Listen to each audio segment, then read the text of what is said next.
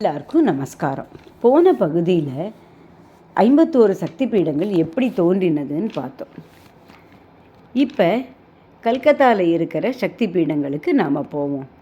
கல்கத்தா அப்படின்னு சொன்னாலே சாப்பாட்டு பிரியர்களுக்கு ரசகுல்லாவும், ஆன்மீக அன்பர்களுக்கு கல்கத்தா காளியும் தான் ஞாபகம் வரும். கல்கத்தாவில் பல காளி கோவில்கள் இருந்தாலும் 2 கோவில்கள் பிரதானமாக கருதப்படுறது. ஒன்று காளிகாட்டில் இருக்கிற காளி கோவில், 2வது ஸ்ரீ ராமகிருஷ்ண பரமஹம்சர் சம்பந்தப்பட்ட தட்சிண காளி கோவில்.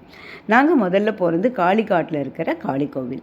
51 சக்தி பீடங்களில் ஒன்று. சதிதேவியின் வலது கால் விரல் விழுந்த இடம் உக்ர சக்தி பீடமாக போற்றப்படுறது. ஹூக்ளி ஆறோட துணை நதியான ஆதி கங்கை கரையில் அமைஞ்சிருக்கு. சின்ன குடிசையாக இருந்த இந்த தலத்தை 16ஆம் நூற்றாண்டில் மான்சிங்கிற அரசர் சின்ன கோவிலாக மாற்றினார். தற்போதைய கோவில் 1809ஆம் ஆண்டு சபர்ணா ராய் சௌத்ரிங்கிறவங்களோட குடும்பத்தாரால் கட்டப்பட்டது. இருந்தாலும் இந்த கோவிலோட வரலாறு 15-17ஆம் நூற்றாண்டோட இலக்கியங்களில் குறிப்பிடப்பட்டிருக்கான். அதோட குமாரகுப்தர் காலத்து நாணயங்களும் இங்கே கிடச்சிருக்கு. காளி தேவியோட தங்கத்தால் செய்யப்பட்ட நாக்கு மிகவும் பிரசித்தம். இந்த அன்னைக்கு 3 கண்கள், 4 கரங்கள், நீண்ட தங்க நாக்கு, மேல் கரத்தில் வாள், கீழ்கையில் குருதி சொற்ற அசுரனோட தலை, இந்த மாதிரி காட்சி அளிக்கிறார். காளிக்கட்டுங்கிற பேரில் இருந்து தான் கல்கத்தாங்கிற பேர் வந்ததாக சொல்லப்படுறது. காட்டுனா தீர்த்த கட்டம், தமிழில் சொல்லுவோம் இல்லையா படித்துறைன்னு, அதுதான். காளிகாட் ஆதி கங்கை ஆற்றின் படித்துறையை குறிக்கிறது.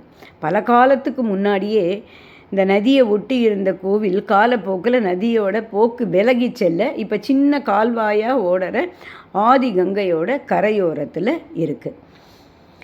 இங்கே சக்தி காளி மாதாவாகவும் பைரவர் நக்குலேஸ்வரராகவும் வழிபடப்படுறார். இந்த நக்குலேஸ்வரர் சுயம்புவாக தோன்றிய வெண்மை நிற சிவலிங்கம். இங்கே எல்லா காளி கோவில்கள்லேயும் அப்படியே செவக்க ரத்த சிகப்புன்னு சொல்லுவா இல்லையா, அந்த மாதிரி செம்பருத்தி பூ மாலை கட்டி விற்கிறா. அதாவது அந்த மண்ணுக்கு உரிய இது போட்டிருக்கு, அப்படி ஒரு சிகப்பு பூக்கள். தோரண வாயிலில் இருந்து 3/4 கிலோமீட்டர் நடந்து ஒரு இடத்துல இடது பக்கம் திரும்பி சின்ன சந்து வழியாக போனால் கோவிலை அடையலாம். இந்த கோவிலோட தல வரலாறை நாம் அடுத்த பகுதியில் பார்க்கலாம். நன்றி, வணக்கம். மீண்டும் அடுத்த பதிவில் சந்திப்போம்.